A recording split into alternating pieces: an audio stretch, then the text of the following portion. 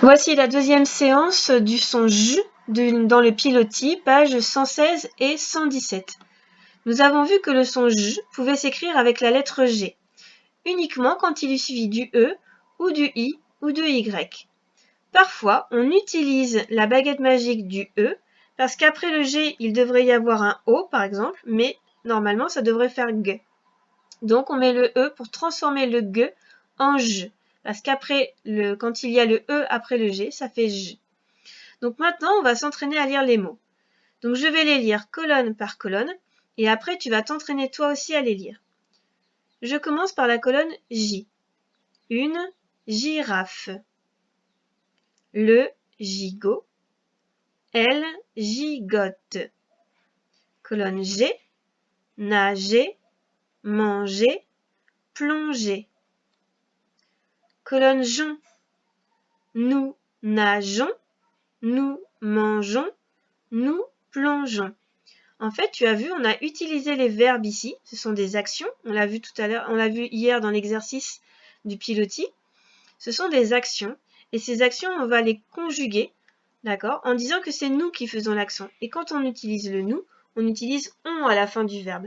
Et on a besoin du e pour que ça fasse j. Nageons, mangeons, plongeons. Et ici, on a la colonne joire. Les nageoires, une mangeoire, un plongeoir. Donc tu vois ces mots-là, ils viennent des mots qui s'écrivent normalement avec un G et un E. Et comme on doit garder le même son, eh bien on a mis le E, mais ce coup-ci, on ne l'entend pas, il est muet. D'accord? Et donc on l'a mis pour que ça reste en J. Maintenant tu vas faire pause et tu vas t'entraîner à lire les mots tout seul. Une fois que tu les auras lus au moins 2 fois, tu pourras venir en refaire lecture. Vas-y. Alors maintenant que tu vas faire la lecture, tu vas prendre une feuille de papier ou ton ardoise ou le cahier et tu vas écrire les mots que je te demande d'écrire. Bien sûr, tu gardes l'écran devant toi pour avoir le modèle. Tu vas écrire le mot girafe. Une girafe. Une girafe.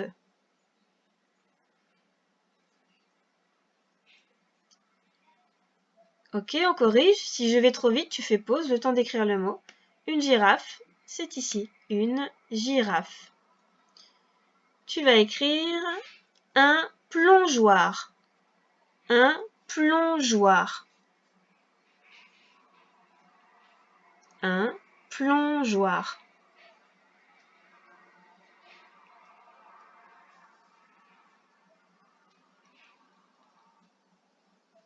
Bien, je corrige. Surtout si tu n'as pas fini d'écrire, tu peux faire pause. Il est là, un plongeoir. Tu vas écrire manger. Manger.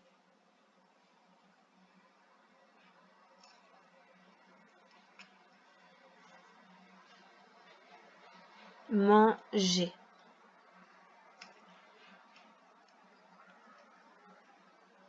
Je corrige. Et le voilà. Très bien. Passons à la lecture du texte. Alors, avant de le lire, on va l'observer ce texte, parce qu'il est un peu différent de tous les textes qu'on a déjà lus.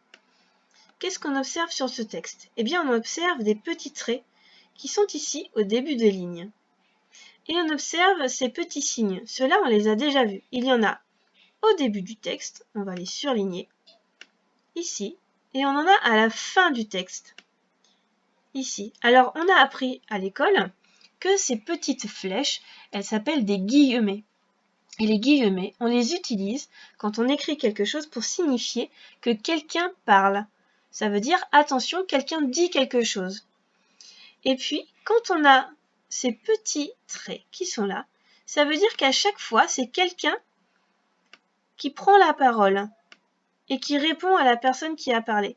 Donc, à chaque fois qu'il y a un trait, ça veut dire qu'on change de personne qui parle.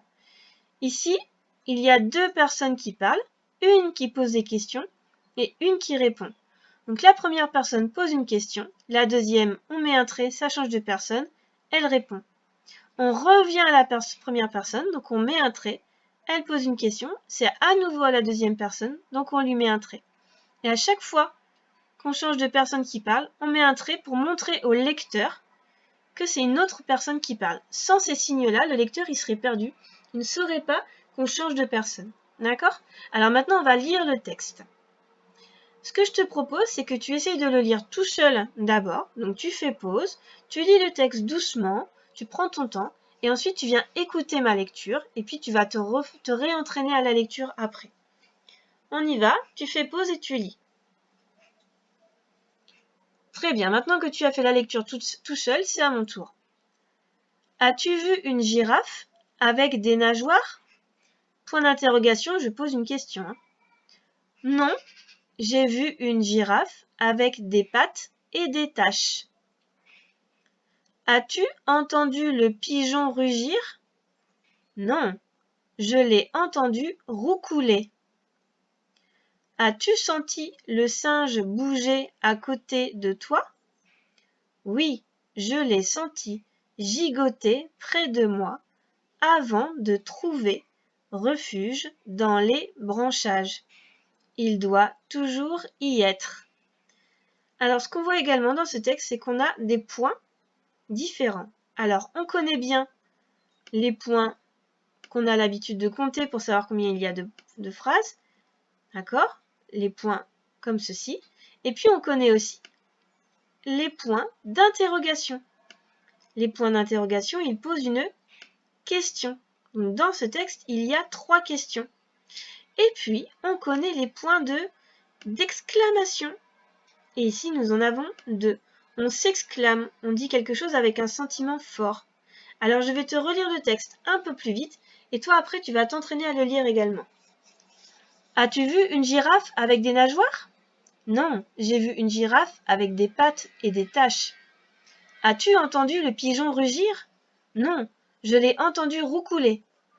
As-tu senti le singe bouger à côté de toi?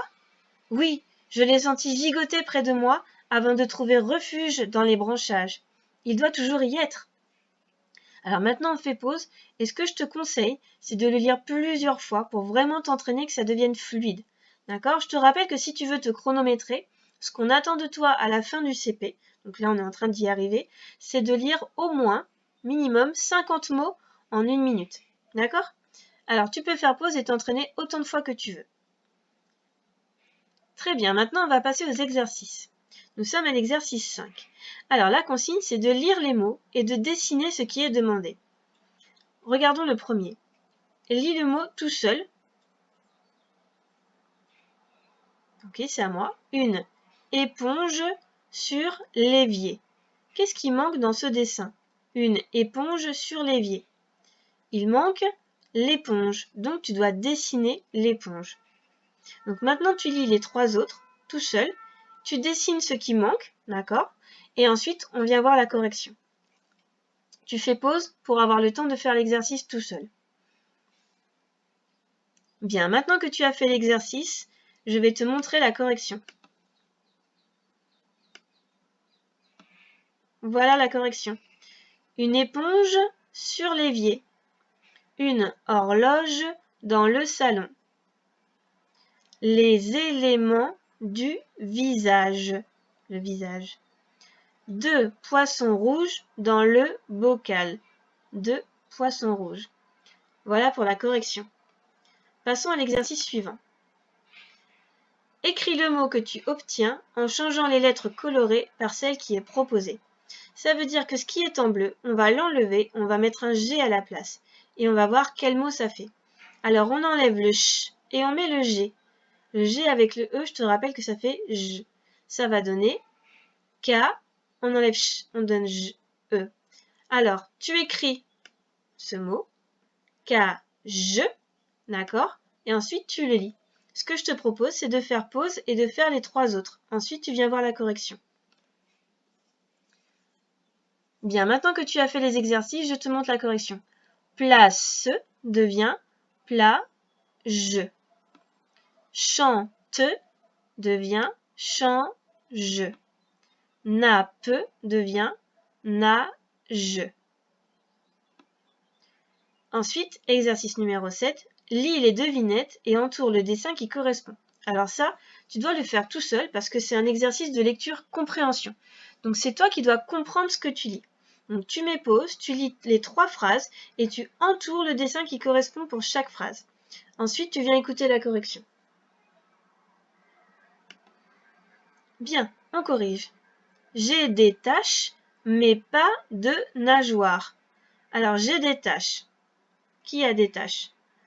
A priori, la girafe, mais pas de nageoires. Il n'a pas de nageoires. Est-ce que la girafe a des nageoires? Non, elle n'a pas de nageoires. Donc, c'est bien de la girafe dont on parle. Je rugis, mais je ne roucoule pas. Alors, qui est-ce qui rugit? C'est le lion, d'accord? Je ne roucoule pas, ça veut dire que je ne fais pas le bruit de roucoule. Ça veut dire je ne fais pas comme le pigeon qui roucoule. Donc, je rugis. On remarque que toutes ces 2 phrases-là ont le mot pas. Pas. Pas, ça veut dire je n'en ai pas, ça veut dire que c'est absent.